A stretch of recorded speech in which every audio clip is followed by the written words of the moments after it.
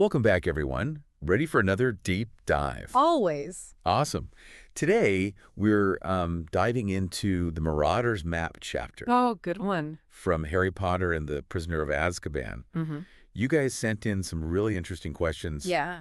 based on the book itself, some study guides, even some like in-depth character analyses. Cool. Yeah. Seems like this chapter really kind of sparked your curiosity. And I think we're going to uncover some interesting stuff about, well, Sirius Black. Sirius Black, yeah. Yeah. You might even end up questioning everything you thought you knew about him. It's a pivotal chapter for sure. One of the things that really strikes me about this chapter is how it shows us Harry at such a vulnerable point. You know, after the Dementor attack at the Quidditch match, Right. he's really shaken, grappling with the sense of helplessness. Absolutely. I mean, the chapter opens with him clinging to the wreckage of his Nimbus 2000. Yeah. It's just a broken broom, but it Yeah. feels like a wrap more, doesn't it? Oh, totally. It symbolizes way more than just a lost Quidditch season. Right. The Nimbus represented freedom, skill, even a connection to his parents, you know, who were such talented flyers themselves. But now, with the Dementors and the threat of Sirius Black looming, Harry feels that freedom slipping away. Yeah, exactly. And it's right into this atmosphere of fear and loss that Fred and George Weasley burst in. With those mischievous grins. Oh, yeah, with their mischievous grins and this incredibly special gift. The Marauder's Map. What do you think about the map's tagline? Aids to magical mischief makers. It's not exactly subtle. No, not at all. It really speaks to the map's creators and their rebellious spirit, you know? Right. But it also kind of hints at the map's potential for, well, causing trouble. As Mr. Weasley points out, magic can be really dangerous in the wrong hands, especially an object as powerful and revealing as this map. Absolutely.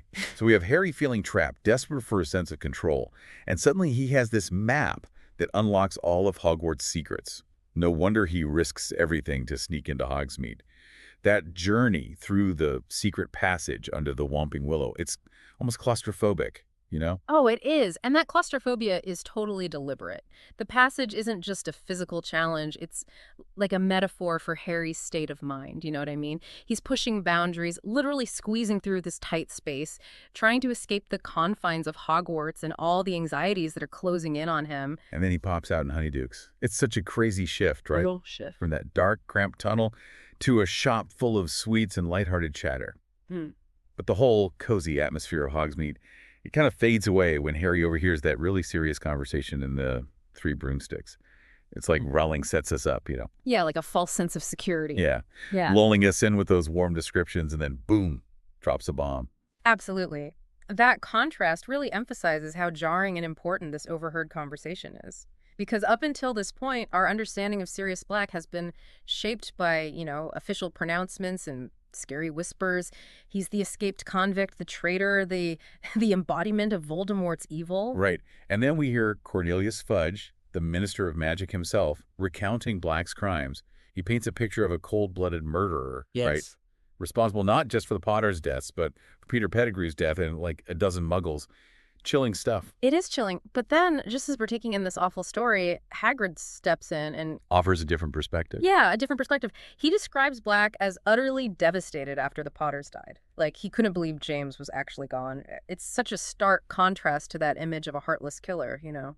It is. It's heartbreaking, actually. Hagrid, who usually sees the good in everyone, feels betrayed. Like a fool for comforting Black that night. And it makes you think, right, about how easily our perceptions can be manipulated. Can we always trust what we're told?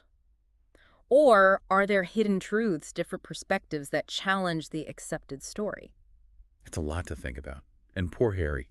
Can you imagine being 13 years old and hearing all of this? He's always believed Black was a monster. Now he's faced with the possibility that everything he thought he knew about his parents' death, about Black, could be wrong. It's a turning point for Harry, for sure. He's starting to question the adults he's always relied on. He's realizing that they don't always have the answers. And that skepticism, that willingness to look deeper, it becomes so important as the books go on. Totally. And then we have this incredibly complex magic that gets brought up, the Fidelius charm, the idea that someone, a secret keeper, holds the key to a family's safety, Yeah. that their betrayal could lead to unimaginable tragedy. It's terrifying. It is. And the Fidelius charm isn't just a plot device, you know? It's a powerful symbol of how trust and vulnerability are intertwined in the wizarding world. The Potters put their faith in someone. believing this magic would keep them safe. And for Harry, learning that that trust was shattered is devastating. Yeah. And the betrayal cuts even deeper because Black was supposed to be his godfather, right? Right. It adds this whole other layer of pain and confusion to the story. But then some little inconsistencies start to pop up. Oh, yeah. Like Yeah. what? Well, like when Fudge mentions how strangely calm Black was in Azkaban, even asking for a newspaper. Wow. And then there's the fact that Black gave Hagrid his motorbike, knowing it would be used to bring Harry to safety. Those details don't exactly scream heartless murderer, do they? No, not really. It's like we're getting two versions of Sirius Black here.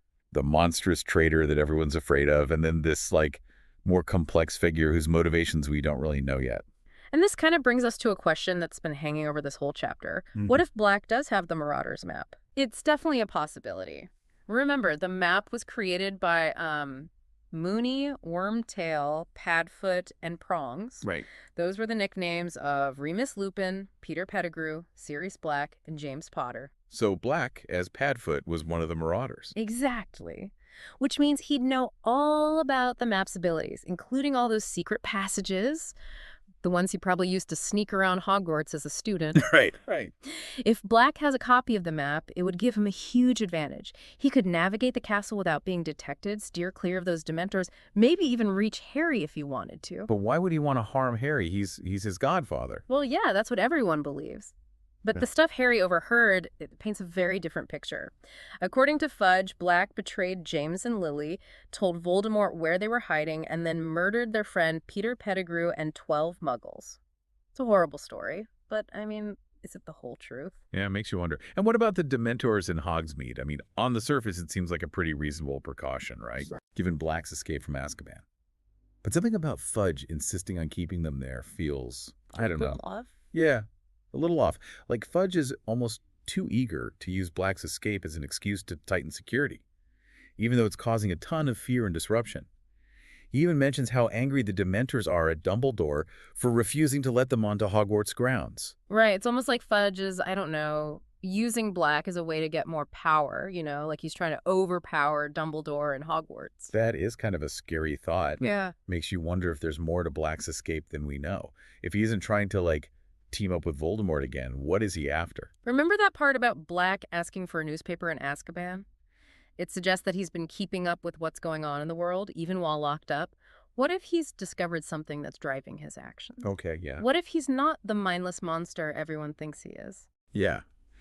It's like he's playing a different game, one with rules that no one else understands.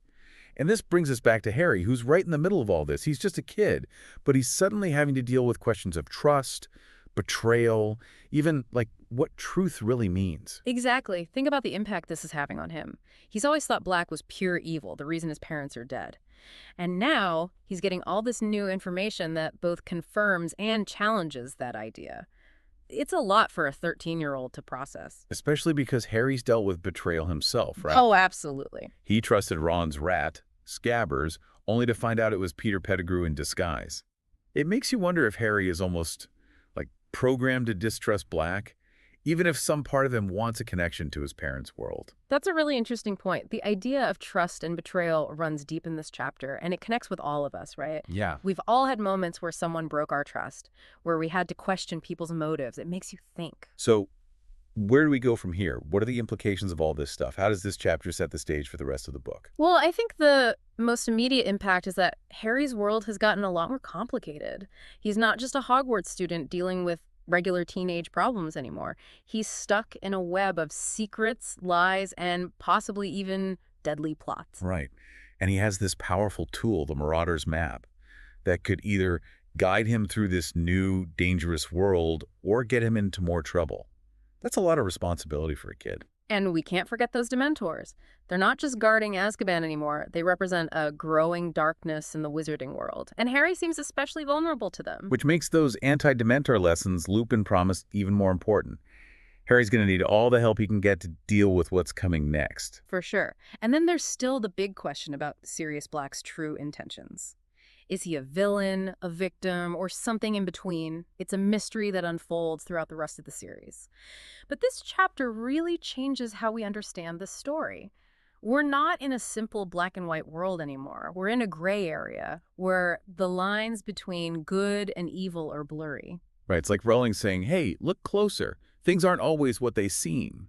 This chapter is full of these little hints that encourage us to question what we're being told. And that's what makes this such a turning point for Harry. It's not just about learning this shocking truth about Sirius Black.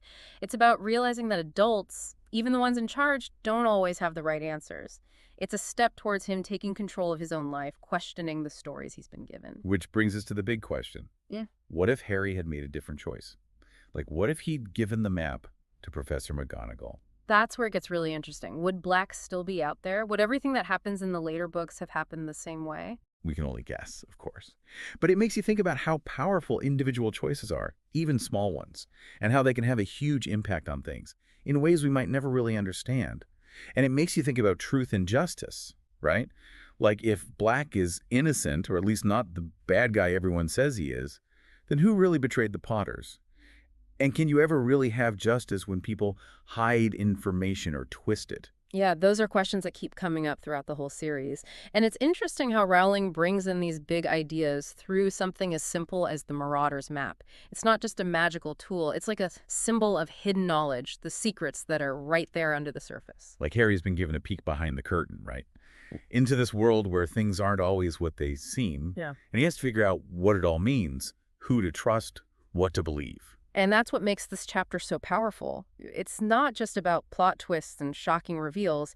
It's about challenging what we assume is true, questioning the stories we're told, and accepting that the truth can be messy. It's like a reminder that sometimes the most important things we learn are the things we discover ourselves by, digging deeper, questioning things, and looking at things from different angles. Exactly. The truth is out there, but it's up to us to find it. And sometimes finding it takes you down weird paths, through dark tunnels, into places you never expected to go. So, for all you listeners out there wrestling with these questions about Sirius Black and the mysteries of the Marauder's map, keep searching, keep asking questions, keep those brains working. Because the more you question, the more you learn. And the more you learn, the closer you get to understanding the truth, with all its twists and turns. That's it for our deep dive into Harry Potter and the Prisoner of Azkaban. Until next time, keep those wands ready, and remember, mischief managed.